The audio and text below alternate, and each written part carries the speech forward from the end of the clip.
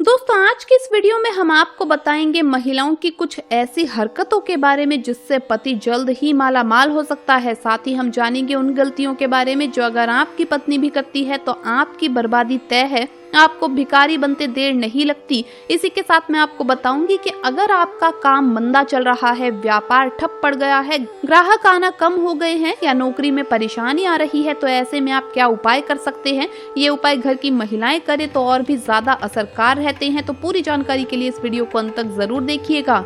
नमस्कार दोस्तों, स्वागत है आप सभी का एक बार फिर से। दोस्तों, सच्ची श्रद्धा से कमेंट्स में जरूर लिखें हर हर महादेव। दोस्तों, जिस तरह से हर दिन आम जरूरत की चीजों की कीमतें बढ़ती जा रही है, उसमें आम आदमी के लिए घर का बजट संभालना कठिन होता जा रहा है। आम आदमी इसी चिंता में रहता है कि किस तरह से घर परिवार की जरूरतों को पूरा किया जाए, लेकिन चिंता से न आपकी समस्या दूर होगी और न ही घर का बजट संभलेगा। इसके लिए आपको जरूरत है अपने घर में कुछ नियमों पर ध्यान देने की, जिससे माँ लक्ष्मी आपसे प्रसन्न होंगी और आप पर अपनी कृपा जरूर करेगी। जैसा कि आप लोग जानते ही हैं कि पत्नी पति की अर्धांगिनी होती है। पति के बदले पत्नी भी बहुत सारे उपाय कर सकती है, जिससे सीधे तौर पर पति को फायदा होता है। साथ ही घर की स्त्री ही घर की लक्ष्मी होती है।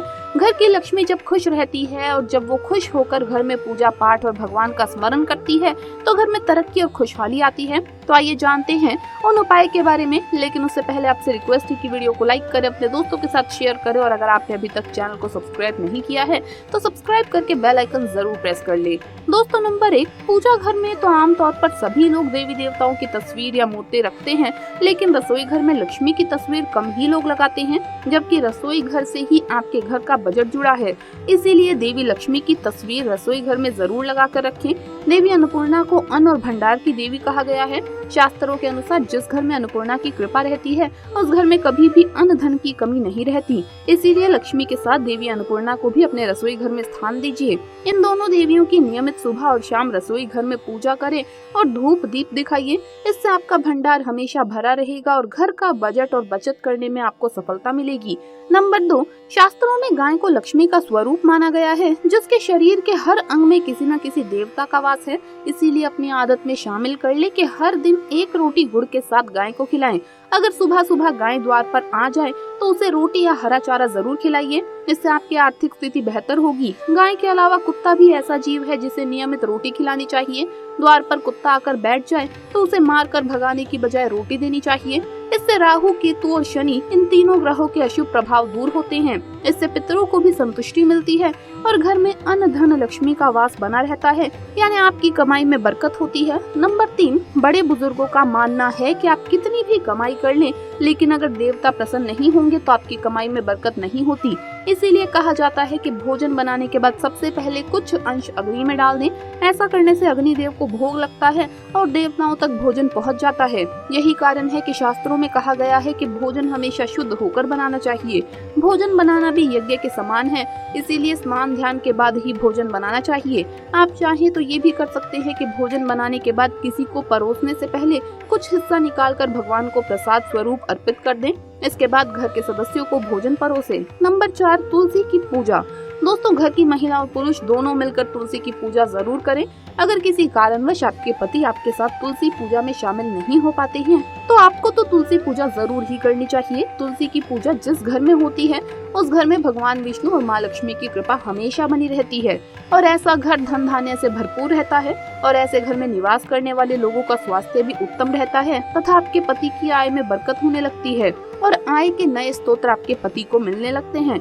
नंबर 5, प्रत्येक शनिवार के दिन सरसों के तेल का दीपक शनिदेव के सामने जलाएं और सरसों के तेल में मीठे पुए बनाकर कुत्तों को खिलाएं। ऐसा करने से आपके पति पर आए सभी संकट टल जाएंगे और आपके घर में माँ लक्ष्मी का वास होगा और साथ ही आपके पति की आय में वृद्धि होगी और आपके परिवार में ऐशो आराम रहेगा। दोस्तों, कई बार लोग ऐसा महसूस करते हैं कि काफी परिश्रम और प्रयत्न के बाद भी धन नहीं मिलता या मनचाही सफलता नहीं मिलती। कभी मेहनत के अनुसार आपको पैसा नहीं मिलता तो कभी मनमाफिक नौकरी नहीं मिलती।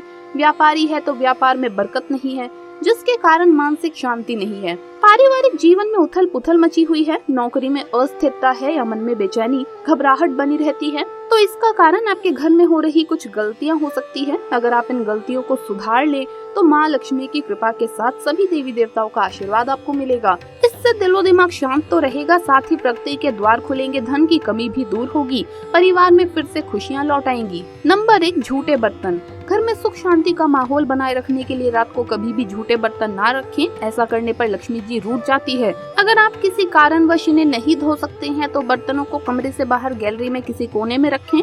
नंबर 2, बाल खोलकर सोना। बहुत सी महिलाएं रात को सोते समय बाल खोलकर सोती है, लेकिन क्या आपको पता है कि आपकी ये आदत आपके पति का नुकसान करा सकती है।